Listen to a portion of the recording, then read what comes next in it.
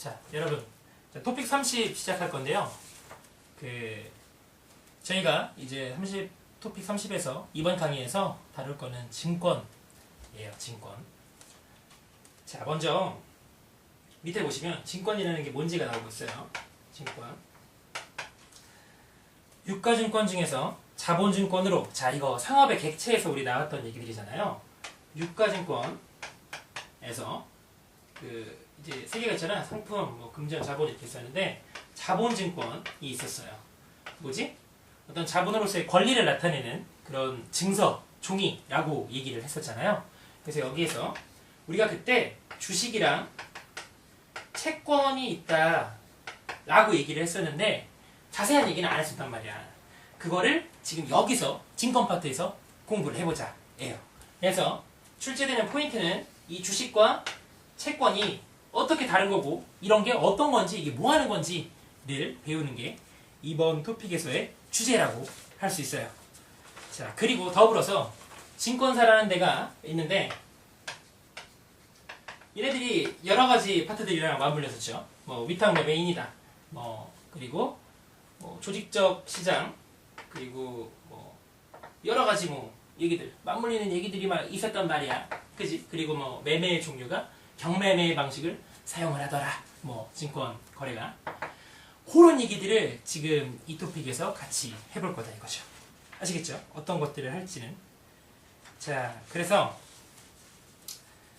제일 먼저는 이 채권과 주식이 뭐 어떻게 다른 거고 이게 뭐 하는 건지를 보는 게 1번이겠습니다. 자, 아래 보세요. 채권 vs 주식 이렇게 돼 있습니다. 자, 아까 그렸던 그림을 다시 한번 그려보자 이거야. 뭐였냐? 재무상태표가 있고요. 여기 부채가 있고 여기 자본이 있었어요. 그리고 부채 사이드에서 갖고 오는 걸 우리는 타인 자본이라고 한다 라고 아까 얘기를 했고요. 내 돈, 자본으로 갖고 오는 거는 자기 자본이다 라고 했죠. 자, 이 차이는 뭐였나요? 타인 자본은 내가 갚아야 되는 돈이야, 빚이다 이거지. 자기 자본은 내 돈이야, 내 돈. 갚아야 될 이유가 없지, 내 돈이니까. 뭐 이런 거였어요. 자, 그런데 바로 이 타인 자본의 대표적인 게 채권이라는 거예요. 채권. 자, 채권. 회사에 자금을 대여했다는 사실을 나타내는 증서라고 할 수 있습니다. 그래서 이 채권을 갖고 있는 사람은 채권자라고 얘기해요. 저 시간에서 오리엔테이션 할 때도 얘기를 했지만 뭐라고 했어요? 이 채권을 발행한다는 거는 기업이 내가 빚을 좀 지겠다, 돈을 좀 빌려주십시오 라고 하면서 채권을 써준다. 뭐 이렇게 생각을 해주시면 된다는 거죠. 그래서 내가 당신에게 얼마를 갚을 거고요. 언제까지 이자율은 얼마로 갚을 거예요. 하는 얘기들이 이 채권에 담기는 거다. 이거는 은행 대출이랑 본질이 매우 동일해요. 하지만 기업이 직접적으로 금융시장에서 돈을 조달해오는 방식이기 때문에 직접 금융의 하나라고 볼 수 있겠죠. 자, 그런 거고요. 자, 그 아래 자기 자본으로 갖고 오는 거는 우리가 주식이라고 합니다. 주식은 너무 잘 알잖아. 막 여러분들 그런 얘기 많이 들어봤죠. 막 나중에 돈 벌더라도 뭐 주식은 하지 마라. 뭐 이런 얘기 들어보셨을 거예요. 주식으로 뭐 돈을 많이 잃은 사람이 많다더라. 뭐 그런 주식입니다. 네, 그거는 이제 많은 사람들이 주식을 이제 부를 증식시키는 어떤 수단으로 사용을 해요. 나쁜 게 아니죠. 투자 수단으로 사용을 한다는 얘기예요. 뭐 그래서 나쁜 얘기는 아니지만 그거 뭐 잘 안 되는 케이스들이 많으니까 좀 조심해라. 이런 측면으로 받아들이면 되겠어요. 하지만 뭐 그렇진 않아요. 이걸 돈 버는 사람들도 많이 있습니다. 뭐 그렇다는 얘기죠. 그래서 이 자기 자본은 주식이라고 얘기하고요. 이 주식을 갖고 있는 사람은 누구라고 하냐? 주주라고 해요. 주주. 회사의 주인이라는 뜻이죠. 자기 자본. 내 돈 내가지고 회사 불러가게 하는 건데 돈 받지도 못하고 당연히 회사의 주인이 주주들이 되는 거예요. 주식을 들고 있는. 자, 여기까지 이해했으면 다 이해했어 이제. 자, 그 밑에 있는 얘기들은 여기서 딸려오는 얘기들입니다. 자, 채권의 장점을 한번 보세요. 안정성이라고 돼 있어요. 안정성. 안정성은 우리가 얘기를 했죠. 뭐였어요? 뭐 담보를 제공해라. 넌 좀 불안한데? 너 진짜 갚을 수 있는 거 맞아? 이런 게 안정성이었잖아요. 채권은 안정성이 있어요. 왜냐하면은 회사 성과와 무관하게 약속된 원금과 이자를 수령해요. 무슨 얘기냐? 회사가 예를 들어 재만이가 채권을 발행을 해가지고 채권자들이 채권을 사갔어요. 그리고 3년 후에 100억을 갚기로 한 채권이에요. 그런데 회사가 잘 안 됐어. 공장을 새롭게 이제 투자를 해서 만들었는데 생각보다 잘 안 팔리는 거야. 그럼 어떻게 되죠? 채권자들은 괜찮아. 왜냐하면은 그래도 매년 따박따박 10억씩 받고 3년 후에 110억 받아갈 수 있어요. 원금과 이자가 딱 약속이 됐고 그거는 무조건 지켜져야 되는 거죠. 그러니까 채권의 장점은 안정성이 되는 거예요. 근데 단점은 뭐냐면 단점이 있죠. 타인 자본이고 돈을 빌려준 상황이기 때문에 만약에 재만이 빌려준 회사가 재만이 가방이 진짜 엄청나게 성장을 했어. 진짜 세계적인 1등 기업이 됐다 이거야. 자, 그럼에도 불구하고 약속된 돈밖에 못 받아가는 게 채권이에요. 회사 성과와 무관하게 라고 했죠. 안정성을 얻는 대신에 뭘 잃는 거예요? 수익성을 잃는 거다. 이렇게 생각을 해주시면 되겠어요. 또한 이거는 남의 돈이야. 남의 돈 빌려준 거잖아. 응? 여러분들 뭐 돈 빌려주고 다른 사람한테 그 돈 이자만 받고 원금만 제때 받으면 되지. 뭐 이래라 저래라 할 수 있어요. 야 뭐 그건 사지 마. 너 돈도 빌려갔으면서 뭐 왜 이렇게 뭐 그런 거 뭐 사치 부리고 그러냐? 이런 얘기를 할 수는 있지. 자, 그런데 이런 상인들 간의 거래에서는 돈을 빌려준 다음에는 노터치. 네 마음대로 해. 나는 주인이 아니니까 말할 수 있는 권리가 없는 거죠. 이게 이제 채권이었고요. 주식 같은 경우에는 내가 주주란 말이야. 내가 주인이야. 당연히 내 마음대로 할 수 있지. 당연히 그런 거예요. 그래서 의결권이라는 게 있다. 의결권. 의결권은 뭐다? 내 마음대로 할 수 있는 권리를 주식이라는 데에 달려 있는 거예요. 그래서 막 주주총회 이런 걸 한다고. 여러 드라마에서 막 봤잖아. 막 주주총회에서 막 주주들이 의결권 막 모아가지고 와가지고 막 발언하고 막 이러는 드라마를 본 적이 있음에도 불구하고 기억을 못 할 거예요. 왜냐면 그게 뭔지 모르니까. 근데 지금 이제 알 수 있다. 주주총회라는 건 뭐냐? 주식을 갖고 있는 주주들이 모여가지고 회사가 어떻게 됐으면 좋겠다라고 발언을 하는 걸 주주총회라고 해요. 아무튼 그건 중요한 게 아니고 중요한 건 뭐냐? 주식은 수익성을 얻는 대신에 안정성과 돈을 받을 수 있는 권리는 잃는 거다. 이렇게 생각을 해주시면 돼요. 그래서 수익성, 이익 배당 청구권이 있다. 이게 뭐냐? 배당을 청구할 수 있다는 거예요. 배당. 성과가 재만이한테 그 재만이가 발행한 주식을 누군가 샀어. 회사가 너무 잘 되는 거야. 그러면 얘기를 하는 거지. 야, 이거 우리 회사 지금 수익도 엄청 많이 났으니까 이거 나눠 먹자 이런 얘기 하는 거예요. 이게 바로 이익 배당 청구권이다. 이런 거예요. 배당을 청구할 수 있다는 거예요. 배당. 배당이라는 게 있어요. 주식은. 또한 의결권이 있어요. 의결권. 의결권. 나 이번에 그 중국에 수출 좀 했으면 좋겠다. 뭐 이런 얘기 하면 뭐 중국에 수출해야 되는 거예요. 왜냐? 주주는 주인이니까 뭐 이런 얘기입니다. 하지만 단점이 있어요. 회사의 성과가 나쁘면 투자 원금을 잃을 수 있어. 왜냐면은 채권처럼 딱 내가 돈을 얼마를 받겠다 이런 게 다 확정이 돼 있는 게 아니에요. 그러니까 내가 뭐 100억을 넣었어도 회사가 쫄딱 망했어. 100억을 못 건지는 거예요. 다만 유한 책임이라는 게 있습니다. 유한 책임. 무슨 얘기냐? 유한. 한도가 있다는 뜻이에요. 내가 100억만큼 투자를 했으면 100억만큼 주인이고 그 대신에 회사가 망하더라도 100억까지만 딱 거기서만 그 책임을 지는 거예요. 만약에 회사가 진짜 망해서 막 빚쟁이들이 쫓아와도 내가 100억 이상으로 그 출자한 거, 그 투자한 금액 이상으로 뭔가를 더 물어주거나 할 일은 없다. 이게 바로 주식의 특징이 되겠습니다. 아시겠죠? 그 밑에 그래가지고 보세요. 소유자, 그래서 주주 채권자 말씀드렸고 자금 성격, 자기 자본, 타인 자본 이것도 얘기했죠. 상환 기간은 주식은 당연히 없죠. 왜? 돈을 갚아야 될 의무 자체가 없는 거예요. 그냥 회사의 주인이라는 권리이기 때문이죠. 그 대신에 권리들이 있었죠. 뭐 배당 청구권이 있었고 의결권 같은 게 있었죠. 그죠? 자, 그 다음에 의결권 역시 있고 채권은 없고요. 투자 수익성은 경영 성과에 따라 이익 배당을 한다. 이익 배당. 배당 청구권이 있다. 회사가 잘 되면 야, 돈 좀 놀아먹자. 이번에 이익 많이 났잖아. 이런 얘기할 수 있다는 거죠. 하지만 채권자는 그럼에도 회사가 너무 잘 되든 말든 상관없어. 딱 정해진 거. 10억, 100억. 요것만 받는 거예요. 딱. 자, 그 대신에 무조건 받을 수 있죠. 안정성이 있다는 거죠. 채권은. 그래서 주주의 우선화의 채권 변제. 이건 무슨 얘기냐. 회사가 출장 망하더라도 주주들이 먼저 돈을 갖고 갈 수가 없다는 거예요. 채권자의 빌린 돈, 이자와 원금을 먼저 갖고 그 다음에 이제 주주들이 돈을 갖고 간다. 이거를 주주의 우선에 채권 변제한다고 얘기를 하고요. 반면에 주주 입장에서는 그 얘기를 자녀재산 분배 청구권이 있다. 이렇게 얘기를 합니다. 자녀재산을 분배받는다. 뭐 이런 얘기예요. 너무 어려운 얘기들이니까 회사 청산시 이런 거는 그냥 가볍게 넘어가 주시면 되겠어요. 자, 아시겠나요? 자, 하나만 더. 주식이 수익성이고 채권이 안정성이라고 했죠. 자, 주식이 배당을 받는 것뿐만이 아니라, 자, 그럼 배당만 받나요? 여러분들 아버님들이 뭐 주식하고 그러면 배당 받으려고 하나요? 아, 그럴 수도 있죠. 근데 그것보다는 더 중요한 건 시세 차익이라는 게 있다. 시세 차익. 자, 이건 무슨 얘기냐? 주가가 계속해서 움직여요. 뒤에서 볼 거예요. 내가 아래서 샀으면 주가가 올랐을 때 팔아버리면 이만큼의 이익을 얻는 구조다. 이거를 시세 차익이라고 해요. 시세가 움직이기 때문에 거기서 내가 산 가격과 판 가격의 차익을 나는 이제 수익으로 할 수 있다. 이런 얘기죠. 자, 요 얘기를 할 거예요, 이제.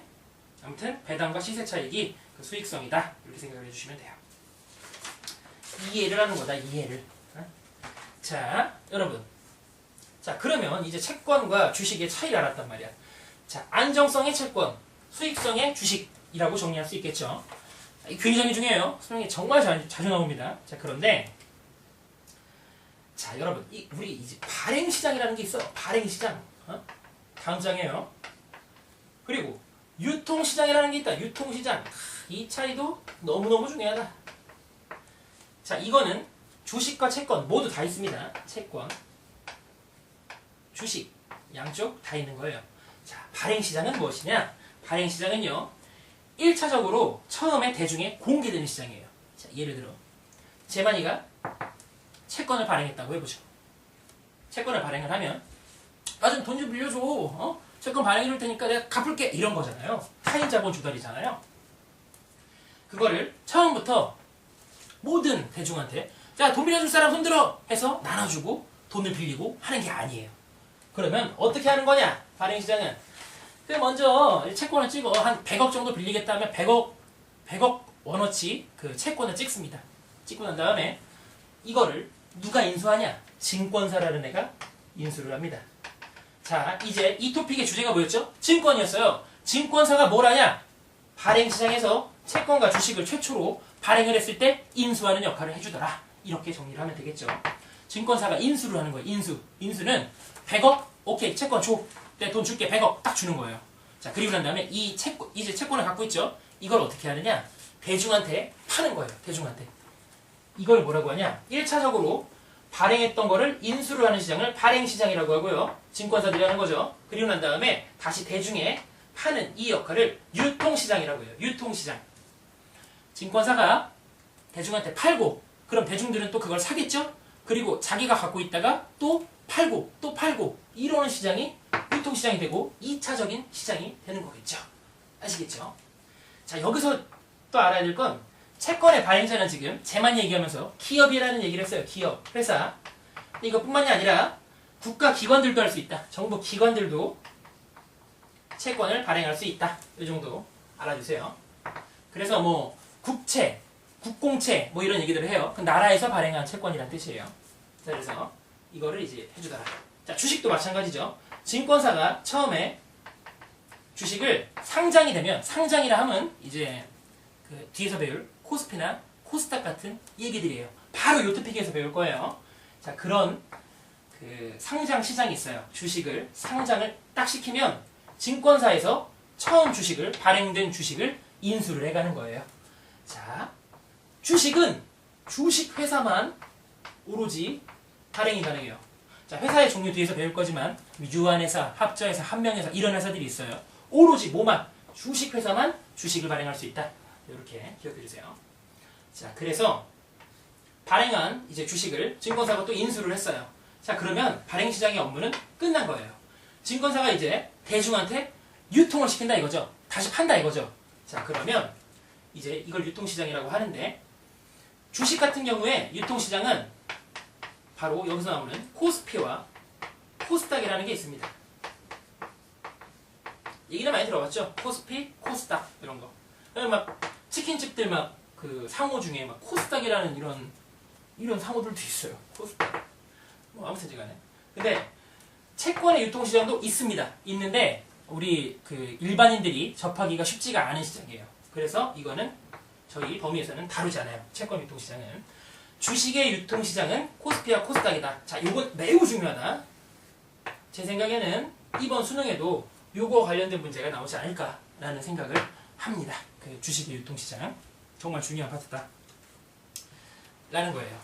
그래서 유통은 누가 하냐? 뭐 개인이나 기관 투자자라는 데가 있어요. 뭐 여러분들 그 사회보험에서 뭐 배웠었죠. 뭐 배웠어요? 막 국민연금, 뭐 기금공단 뭐 이런 거 배웠잖아요. 뭐 근로복지공단 이런 데들이 이제 기관 중에 하나가 되는 거예요. 많은 돈을 가지고 이제 운영을 하면서 이 주식도 샀다, 저 주식도 샀다, 팔았다 이렇게 시세 차익을 노리는 그런 기관 투자자들도 있다.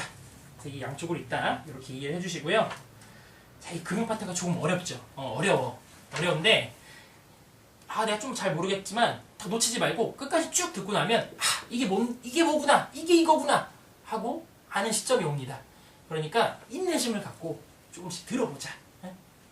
아시겠죠? 최선을 다해서 이해시켜 볼게요. 자, 그런데 지금 이 얘기에서 또 중요한 게 뭐냐? 이 유통시장에서 코스피, 코스닥 얘기를 했어요. 주식이 유통되는 시장이죠. 얘네들의 의미가 뭐냐? 얘네들의 진짜 의미가 뭐냐? 바로 유동성, 환금성이 용이하게 만든다. 자, 무슨 얘기냐? 여러분들이 삼성전자 주식을 12 샀다 이거죠. 1000만원 돈에요. 삼성전자 10주를 샀는데 갑자기 다음날 내가 1000만원이 다시 필요해진 거야. 괜히 샀어. 만약에 1000만원짜리 여러분들이 자동 다음날 팔 수 있나요? 절대 못 팔죠.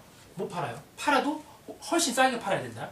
환금성이 떨어진다는 거죠. 유동성이 떨어지고. 이런 유통시장에서는 내가 그날 사고 그날 팔 수 있어요. 그날 사고 바로 팔 수 있어요. 그날 바로. 심지어 그날이라는 게 1분 사이에도 몇 번씩 사고 팔았다 할 수 있다. 라는 게 바로 이 유통시장인 코스피와 코스닥의 역할입니다. 즉 주식, 유가증권인 주식에다가 유동성을 부여하는 역할을 한다는 거죠. 자, 아시겠죠? 그래서 사람들이 투자수단으로 사용하기가 좋은 거예요. 왜? 유동성이 있고 환금성이 좋으니까. 자, 여기까지 정리를 좀 해주시고요. 자, 근데 이게 도대체 여기서 이 주식 거래가 도대체 어떻게 이루어지냐 라고 하는 게 또 출제 포인트입니다. 여기는 다 이제 나올 수 있는 것들이에요. 모든 것들이. 자, 뭐뭐 얘기했나요? 주식과 채권의 차이 얘기했죠. 자, 두 번째 뭐 얘기했나요? 발행시장과 유통시장을 주식과 채권 양쪽으로 나눠서 얘기를 해봤었습니다. 자, 이제 또 나올 수 있는 게 무엇이냐? 자, 여러분들 그 주식을 사려면 어떻게 해야 될까요? 자, 일단 주식 그 증권사나 이런 계좌를 트고 난 다음에 그 뭐 어플, 요즘은 다 스마트폰 어플이랄지 뭐 이런 게 다 있어요. 그래서 그런 거 깔고 그냥 이게 주문 넣으면 돼요. 삼성전자 주 10주 이렇게 매입 이렇게 딱 눌러요. 매수 누르면 10주가 돈이 있으면 사져요. 그냥 저절로. 자, 그냥 저절로 사지는 걸까요? 당연히 위탁 매매인에 도움이 있는 거죠. 자, 요 아래 호가창이라고 되는데 오른쪽 보면 익숙한 그림이 하나 있어요. 판매자, 매입자, 화살표가 막 여러 개로 막 이렇게 있죠. 자, 이게 뭐였죠? 매매 종류에서 우리 배웠던 뭐예요? 경매매예요. 경매매. 자, 경매매 우리 뭐였어요? 그 경쟁매매에서 판매자가 다수고 그다음에 사는 사람이 한 명인 거래. 사는 사람이 다수고 판매자가 한 명인 거래. 이런 거 다 봤었다고요. 근데 증권 거래는, 주식 거래는 뭐다? 경매매다 하고 넘어갔었다고요. 이 경매매가 뭐냐? 라는 걸 지금 배울 거예요. 어떤 의미인지. 자, 그리고 이 옆에 증권사 해서 사람이 하나 그려져 있어요. 이게 무슨 얘기냐? 자, 여러분, 이 주식 거래는 말이죠. 이 등록된 사람만이 할 수 있어요. 그 거래소에 등록된 사람만이 할 수 있기 때문에 증권사나 증권사 직원만이 할 수 있다. 그래서 여러분들이 그 나중에 20살이 넘어서 주식 거래를 하게 되더라도 어플을 깔고 주문을 넣잖아요. 그럼 여러분들이 하는 게 아니라 여러분들이 있고 여러분들이 위탁 매매인한테 주문을 하는 거다. 즉 증권사에 주문을 하는 거다. 그러면 이제 증권사 직원들이 이제 증권사에서 회사에서 이 거래 시스템에 주문을 넣는 식인 거예요. 즉 우리 처음에 그 OT 때 얘기했었죠. 그 금융시장은 추상적 시장이고 조직화된 시장이고 근데 너무 복잡하다, 어렵다. 일반인들이 접근하기가 어려우니까 반드시 도움을 요청해야 되는데 그 도움을 주는 애들이 은행, 증권사, 보험사 이런 데가 있다고 했었죠. 바로 이 증권사 중에 되게 주요한 역할 중에 하나가 바로 위탁매매입니다. 위탁매매. 위탁을 받아서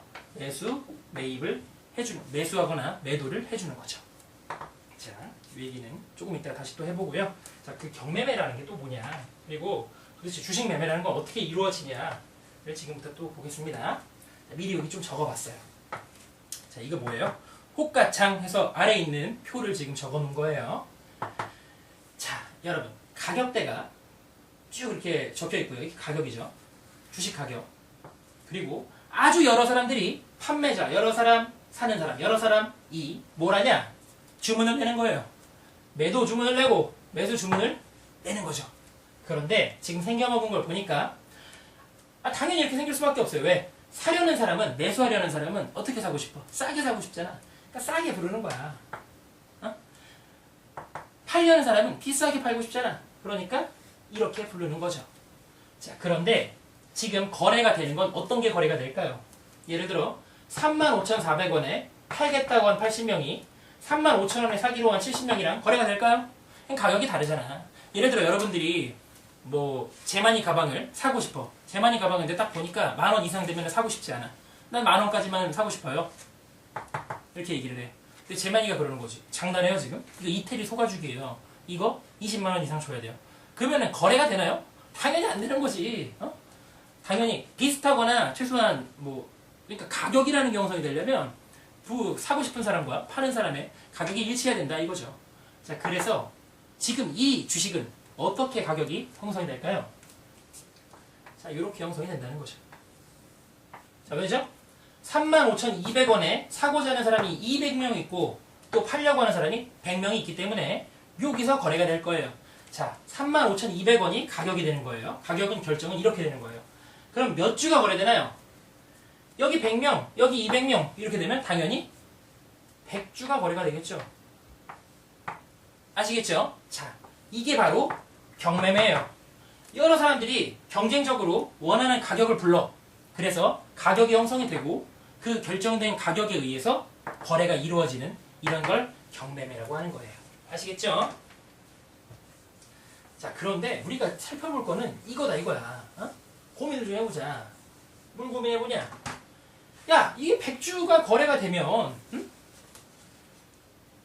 그러면 여기 불쌍한 이 매수를 35,200원에 사겠다고 한 200개인데 100개만 거래가 돼. 그럼 어때? 100개는 거래가 안 되는 거잖아. 그죠? 야, 이게 참 누구는 되고 누구는 안 되고 이러냐? 어? 이게 다음 장에 있어요. 야, 이게 뭐냐? 이렇게 되는 거죠. 그죠? 자, 그래서 이게 200명 중에서 100명, 거래시켜줄 100명을 어떻게 정할래? 라는 게 규칙으로 있어요. 코스피와 코스닥. 이런 시장을 조직화된 시장이라고 한다 그랬죠. 거래 규칙이 명확한 시장. 이런 조직화된 시장에는 이 100명을 정하는 규칙이 있다. 그게 바로 그 아래에 있는 증권매매의 원칙입니다. 자, 보세요. 먼저 이런 게 있어요. 자, 가격 우선의 원칙이라는 게 있어요.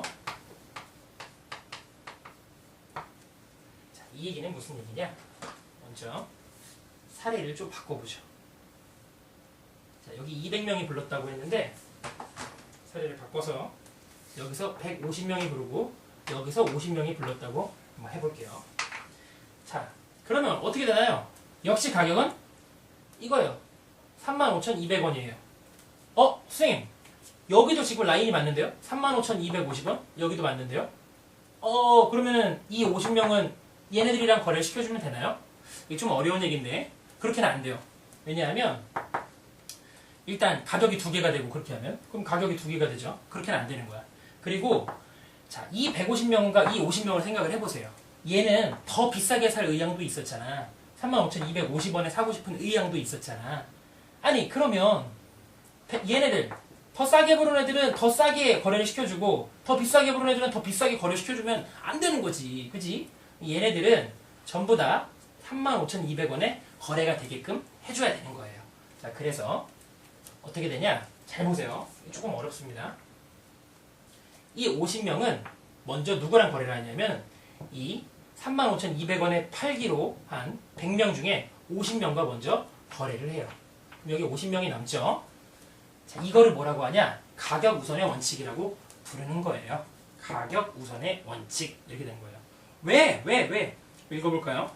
주식 매매 시 해당 주식을 매수할 때는 높은 가격에, 매도할 때는 낮은 가격에 우선권을 줌이란 뜻이 이런 뜻입니다. 이 150명보다 더 비싸게 사고자 한 의향이 있었던 50명한테 이 하나의 가격에 대해서 먼저 거래할 우선권을 주는 게 맞다라는 거예요. 아시겠죠? 자, 두 번째 원칙은요. 야, 그러면 이제 50명 남았는데 자, 여기 지금 150명이 남아있다 이거야. 그럼 150명 중에 50명만 얘랑 거래를 할 수가 있다는 거죠. 자, 그러면 이제 같은 가격을 불렀잖아, 얘네들은. 얘네들은 35,250원 부른 50명보다는 낮은 가격을 불렀잖아. 여기서는 도대체 50명을 어떻게 추릴 거니? 예요. 자, 어떻게 하냐? 시간 우선의 원칙이에요.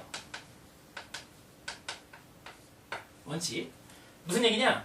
먼저 주문을 낸 사람을 먼저 해주는 게 맞다라는 거죠. 자, 여러분들도 그렇잖아요. 음식, 예를 들어 맥도날드 같은 데 갔어요. 그 맥런치 같은 거 먹으러 가면 줄 엄청 길죠? 그런데 먼저 온 사람이 줄을 맨 앞에 서서 먼저 주문을 하죠. 뒤에 온 사람은 그 뒤에서 하죠. 이게 너무 합리적인 거잖아요. 그래서 여기서도 마찬가지다. 이 150명 중에는 이런 일이 벌어졌다는 거죠. 처음에 30명은 먼저 주문을 냈어. 근데 120명은 나중에 주문을 냈다 이거죠. 자, 그러면 이제 어떻게 되냐? 이 남은 50명 중에 30명이 이 사람들, 먼저 낸 사람들과 거래가 되더라. 이거예요. 아시겠어요? 그럼 여기 몇 명 남죠 또? 20명 남죠? 여기 30명은 다 거래가 됐죠. 얼마에? 35,200원에. 이런 얘기예요. 자, 이거를 시간 우선의 원칙이라고 하더라 라는 거죠. 자, 세 번째, 수량 우선의 원칙이 있다. 자, 이건 무슨 얘기냐? 자, 여러분. 자, 아직도 여기 20개가 남아있죠. 자, 그리고 여기는 120명이 남아있어요. 자, 어떻게 되냐, 여기서는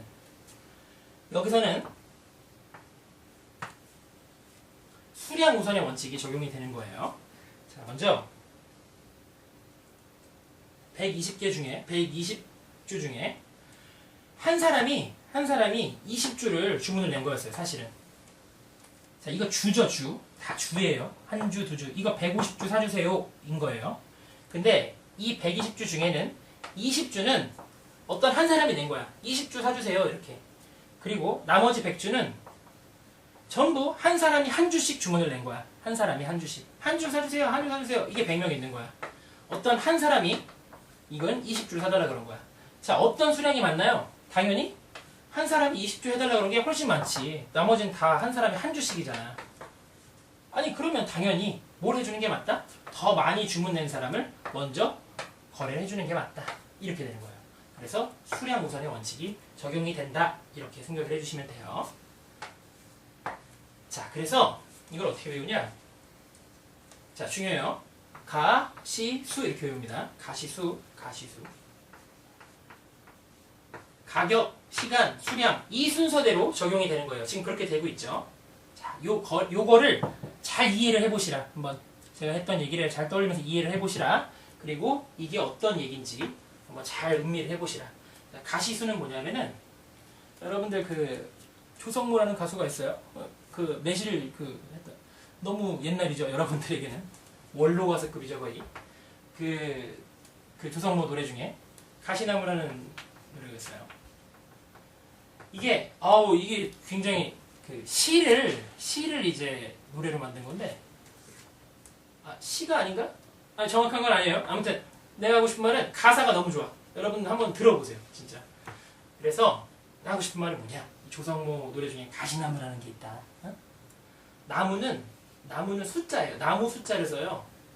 나무 숫자를 한자가 있어. 그래서 가시나무를 생각하자. 이 원칙, 어떤 원칙? 증권 매매의 원칙은 가시나무를 생각하자.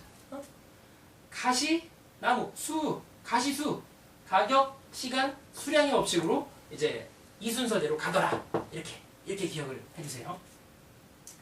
너무 쉽잖아, 그지? 가시수, 가시나무, 아시겠죠? 자, 그리고 그 아래 위탁매매 우선의 원칙이라고 있어요. 이건 이제 따로 분리해서 외우는 거야. 원칙이 4가지인데 1, 2, 3이 순서대로 적용이 되고요. 자, 위탁매매는 뭐냐면은 이런 거야. 제가 말씀을 드렸죠. 우리가 삼성전자 주식을 10주 사주세요 라고 핸드폰, 스마트폰에 이렇게 누르면 이거를 위탁매매인이 받는다 그랬잖아요. 증권사 직원이. 그 다음에 이제 시스템에 의해서 이런 시스템에 의해서 매매가 이루어지는 거예요. 자, 그러면 이 증권사 직원은 위탁을 받아서 거래를 하는 거죠. 자, 근데 이런 거 말고 또 증권사가 하는 업무 중에 뭐가 있냐면은 자기가 자기 돈으로 거래하는 게 있어요. 얘도 주식을 해요. 증권사 직원들도. 자, 그러면 증권사 직원이 낸 주문이랑 우리가 위탁을 해서 낸 주문이랑 어떤 걸 먼저 해야 될까요? 당연히 고객이 왕이다.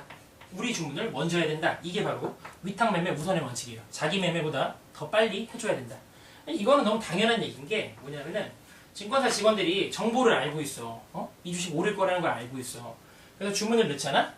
근데 동시에 는 다른 선량한 어떤 고객이 이게 주문이 밀려서 얘께 먼저 되잖아? 얘네 완전 나쁘지. 그러면 안 되는 거야. 그지? 그래서 윤리적으로 말이 안 되기 때문에 이런 원칙이 있는 거다. 이렇게 생각을 해주시면 돼요. 고객이 왕이다. 이렇게 기억을 해주십시오. 자, 그래서 이 아시겠죠? 이 증권매매 원칙 자주 나옵니다. 그런데 이 얘기 말고 우리 다시 앞 얘기로 돌아가 봅시다.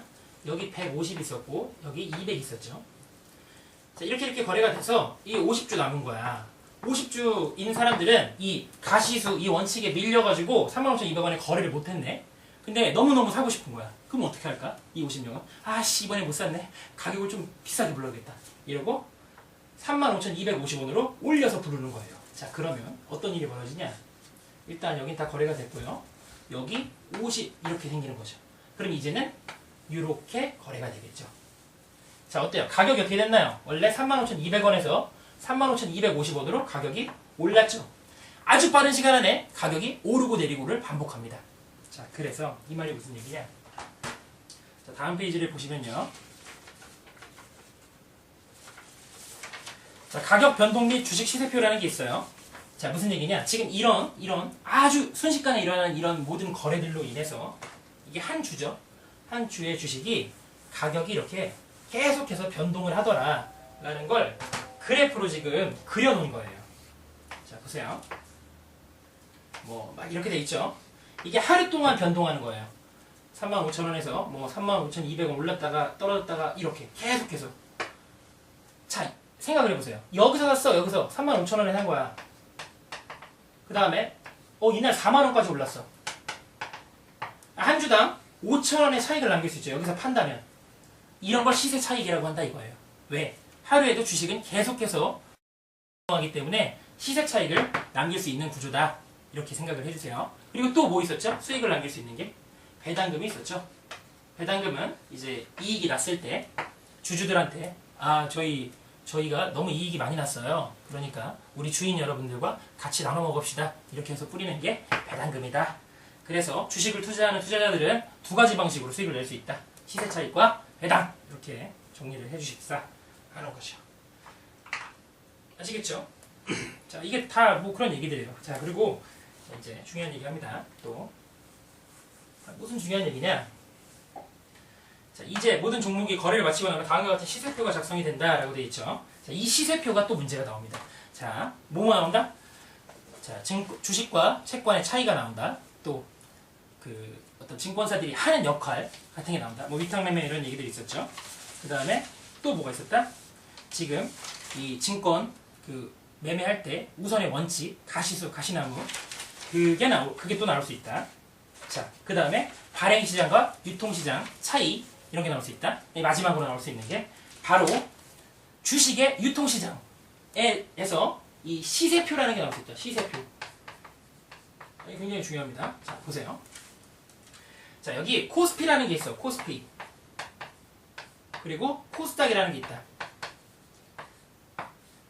자, 이게 되게 복잡한데 여러분 여기 다 알아야 될 필요는 없어요. 지금 이게 점자 박스로 해가지고 제가 표시하는 부분 있죠? 이 부분들을 이제 중점적으로 기억을 해주시면 된다.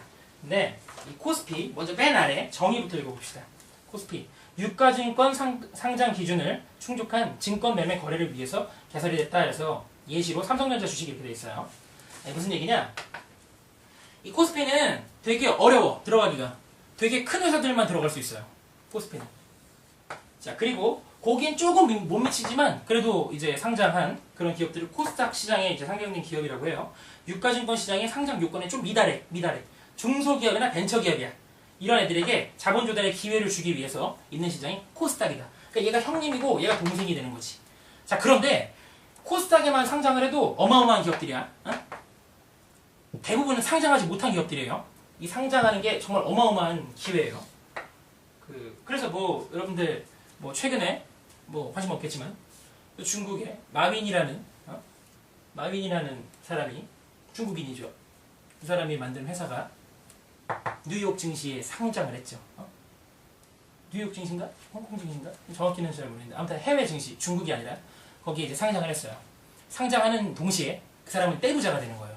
왜냐하면 이게 좀 어려운 얘기인데 몰라도 돼. 그냥 하는 얘기야. 그 유통시장, 코스피나 코스닥 이런 식의 그 상장 시장에 딱 들어가는 순간부터 유동성이라는 게 생긴다고 했죠. 왜? 거래가 되고 시세가 만들어지기 때문에 그 유동성이 생기는 순간 엄청나게 그 가격이 비싸져요. 주식 가격이. 그러니까 보통 이제 사장님들은 그 회사를 만든 사람들은 주식을 많이 갖고 있어. 막 30%만 이렇게. 근데 그 주식이 한꺼번에 막 3, 4배씩 뛴다고 해봐. 완전 돈방석 맞는 거죠. 그런 사람들도 누가 있어. 뭐 되게 많아. 페이스북에 만든 그 얼굴책 있죠. 여러분들 되게 좋아하는. 그걸 만든 이제 주커버그라는 사람도 되게 젊어요. 근데 그 사람이 그걸 만들고 페이스북을 이제 상장시키면서 주식이 팡 뛰어오르니까 그 사람은 이제 조 단위를 가진 부자가 되는 거죠. 아무튼. 근데 하고 싶은 말은 뭐냐? 이런 데 상장하는 거 굉장히 어려운 일이다. 상장되면 되게 좋은 일이다. 뭐 이런 거고요. 코스닥 시장은 동생이다. 코스피가 형이다. 이런 애들은 주식시장의 유통시장으로서 주식, 유가증권에 유동성을 부여를 하더라. 그리고 시세, 가격이 만들어지더라. 뭐 이런 얘기예요. 근데 이런 게 아니라 진짜 얘기하고 싶은 건 뭐냐. 이게 읽는 법이다 이거지. 휴대폰 읽는 법. 그래서 얘기가 나오는데 자, 여기 코스피하고 자, 보세요. 1976.16 이렇게 돼 있어요. 자, 이걸 뭐라고 하냐면 코스피 지수라고 해요. 1976.16 이렇게 되는 거야. 코스피 지수가.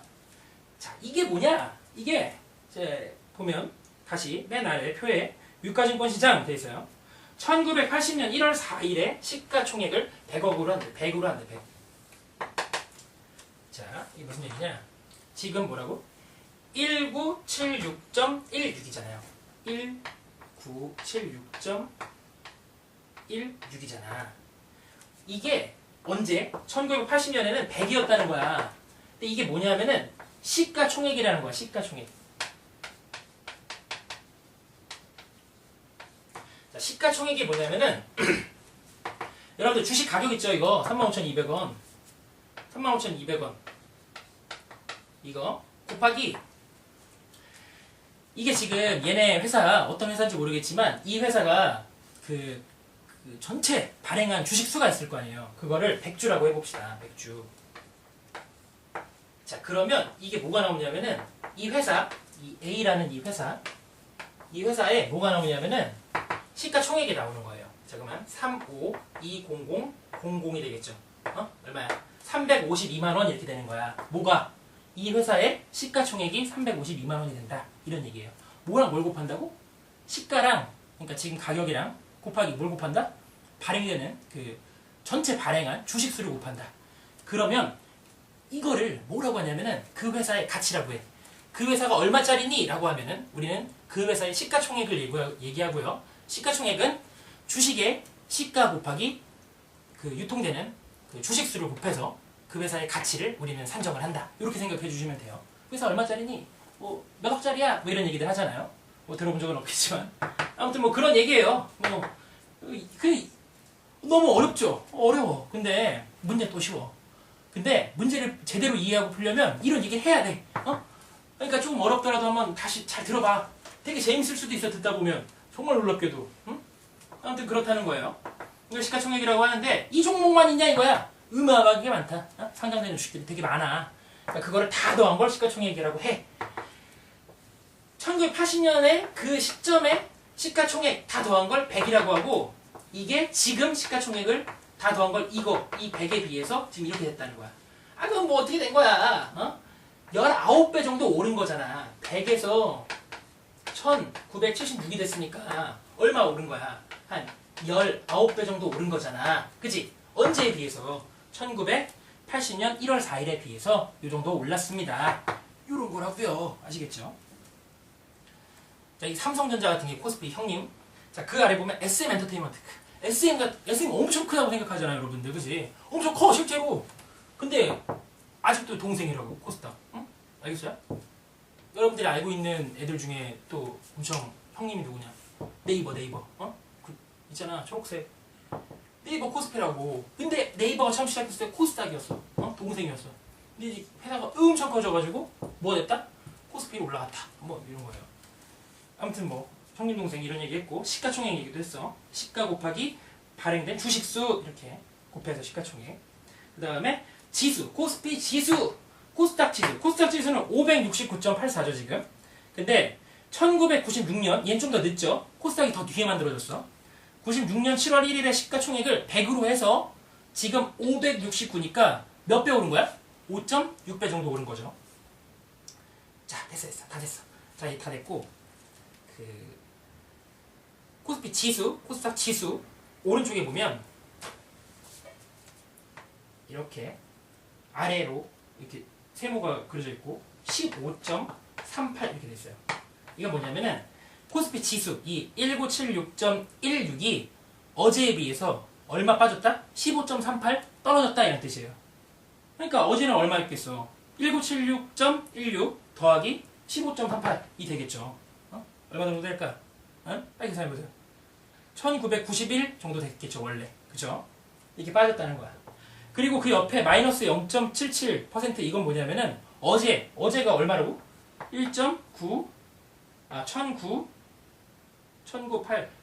1991이었잖아. 근데 요만큼 빠져가지고 얼마 됐다는 거야?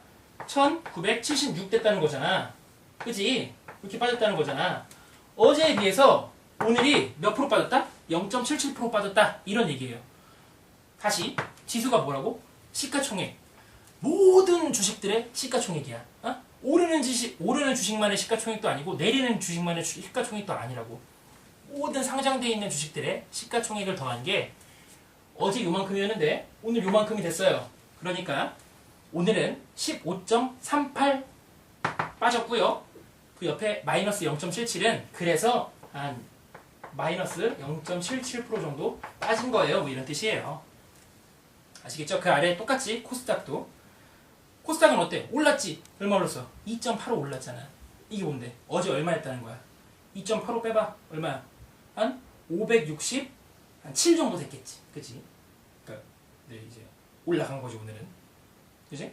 그래서 어제에 비해서 0.5% 정도 올라갔네요. 이런 뜻이에요. 아시겠죠? 자, 그 아래 보면은 또 이런 얘기가 나와. 무슨 얘기냐? 등락, 종목 이런 얘기가 나와요. 자, 보십시다. 뭐냐?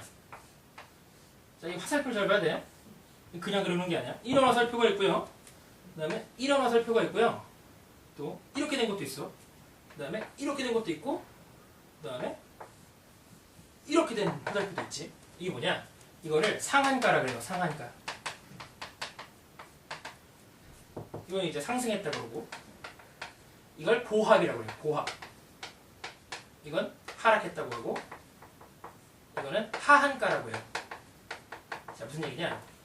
우리 주식시장은 하나의 주식이 너무 많이 가격이 변동되는 걸 하루에 막기 위해서 어떻게 하고 있냐면은 전날 대비해서 15% 이상 오르거나 내리지 못하게 하고 있어요.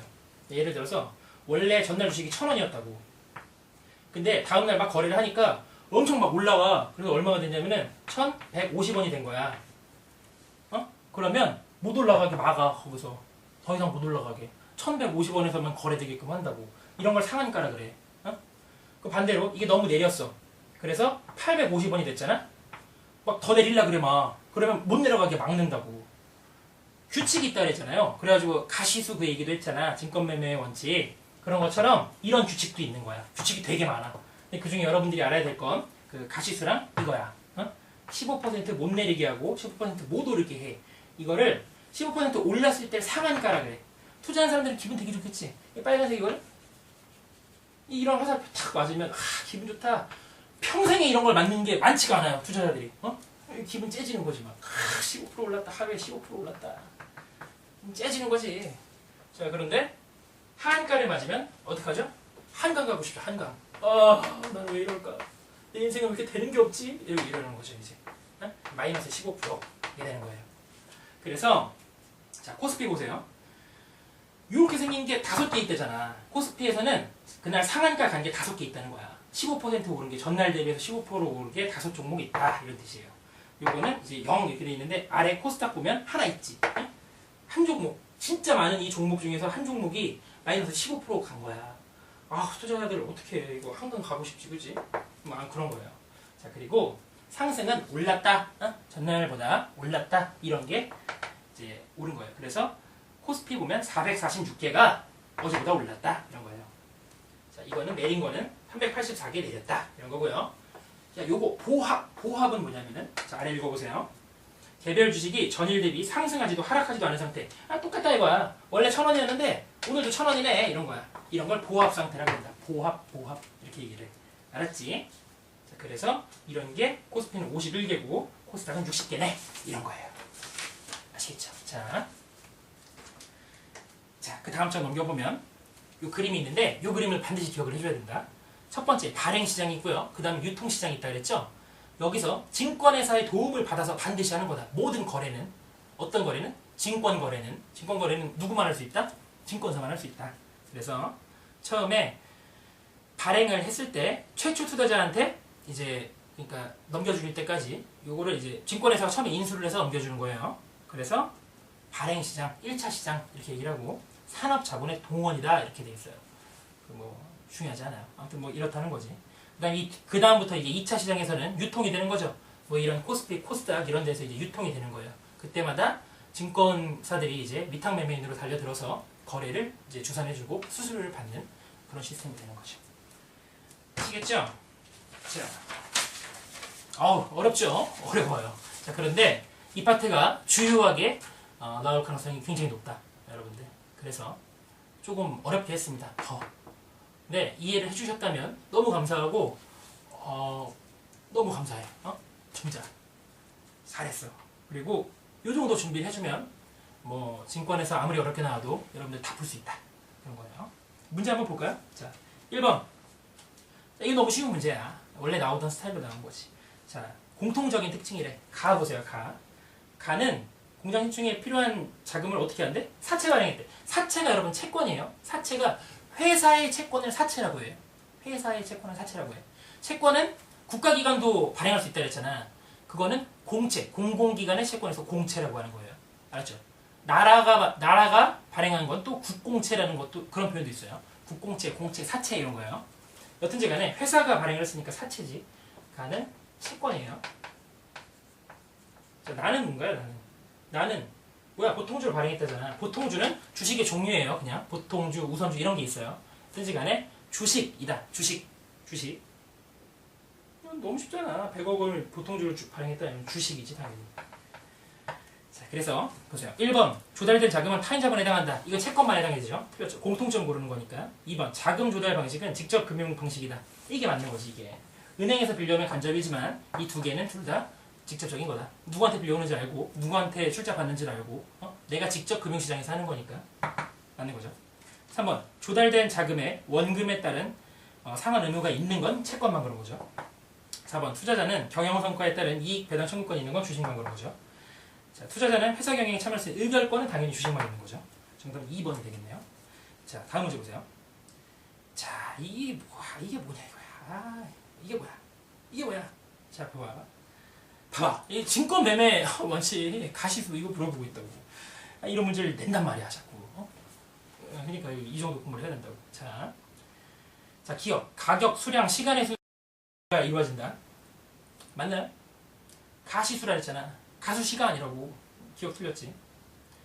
자, 니은 매수 주문은 높은 가격 순으로 먼저 거래가 된다. 매수는 싸게 사고 싶잖아. 누구나 싸게 사고 싶지. 근데 높게 부른 애들은 가격 우선의 원칙에 의해서 먼저 거래가 되겠지 당연히. 니은 맞고. 디귿 동일 가격으로 매수 주문한 경우 먼저 주문했네. 자, 가격, 그지? 가격이었지. 그 다음에 시간. 근데 먼저 주문을 낸 쪽이 당연히 거래가 되겠지. 왜? 가격이 같으면. 아까 봤었잖아요 예시. 니은 디귿 맞지. 리을 동일한 조건에서는 증권사가 자기 매매가 뭐보다 우선한데? 위탁보다 우선한데? 틀렸지. 누가 맞다고? 고객이 왕이다. 위탁 매매가 당연히 우선이다. 자 여러분 그 위에 그림 봐봐. 유가증권이 유가증권 시장에서 이제 상장 주식이 거래되는 절차래. 아니, 가가 볼까 가가? 투자자가 매매 주문을 누구한테 내렸어? 당연히 증권사 위탁 매매인한테 내는 거죠. 가는 위탁 매매인이 되는 거지. 나는 이제 조직화된 시장을 얘기하는 거야. 코스피 시장, 코스닥 시장 이런 것들. 자, 좋아요. 그 다음 문제 봅시다. 다음은 A 학생이 과제를 수행하기 위해서 조사한 주식 시세표래. 이를 분석한 내용으로 옳은 것만을 고른 것은 이라고 했어요. 이거 뭐야? 시세표. 요거잖아. 공부한 거. 자, 그래서 봐봐. 기업 코스닥 시장에서 주가가 오른 종목의 상승률이 0.17이다. 자, 코스닥 지수에서 보면은 올랐어. 코스닥 지수가 55.84 이렇게 올랐잖아. 그리고 가로 열고 0.17% 올랐대. 자, 이게 주가가 오른 종목만 모아서 0.17인 거야? 상승률이? 아니잖아. 내가 말했잖아. 전체 코스닥 주식에 상장된 모든 주식들의 시가총액을 합한 게 코스닥 지수고요. 그게 어제에 비해서 어느 정도 움직였냐를 물어보고 있는 거기 때문에 오른 종목들만 따지는 게 아니다. 그래서 기억은 아닌 거예요. 니은 시세표에서 가격 변동 제한폭까지 변한 종목의 수는 18개이다. 자, 가격 제한폭까지 오르고 내리는 거는 뭐였다? 상한가, 하한가였다. 어떻게 생겼다고 그랬어? 이렇게 완전 화살표로 탁 생겼다 그랬잖아. 이거 맞으면 뭐라 그랬어? 기분 째져. 완전 최고야. 이거 맞으면 한강 가고 싶다 그랬잖아. 그래서 변한 종목의 수는 몇 개겠어? 상한가 이렇게 된 거 몇 개야? 코스피 5개, 코스닥 6개, 총 11개지. 그 다음에 이거 한강 가는 거, 이거는 코스피 3개, 코스닥 4개, 7개잖아. 총 몇 개? 18개. 맞지? 그치? 디귿. 코스피 지수는 1980년 1월 4일. 자, 이거 월을 외우지 말자.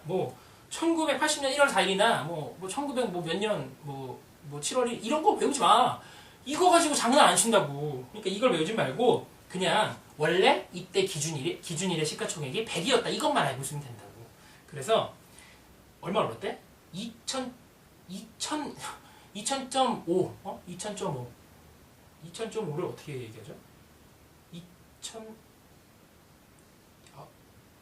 2000.5라고 얘기하나? 갑자기 미쳤나? 왜 이러지? 자, 아무튼지 간에 맞나요? 아니라고. 100에서 오른 거라고. 그러니까 어떻게 되는 거야? 20배 정도 오른 거지. 20. 얼마 올랐죠? 005 이렇게 올랐겠죠. 20.005 이렇게 올랐겠죠. 그쵸? 정답은 니은 2번이 되겠죠. 자, 고생 많이 하셨습니다. 자, 되게 어려운 거 지금 하셨어요. 이 정도 이해하면 이번 수능에서 증거 문제 어떤 문제가 나오든 여러분 무조건 맞출 수 있다. 자, 고생 많이 하셨고요. 다음 파트 요 이야기랑 맥락을 같이 합니다. 그래서 이어서 같이 봐주셨으면 좋겠어요. 자, 고생 많이 하셨고요. 다음 토픽에서 뵙도록 하겠습니다.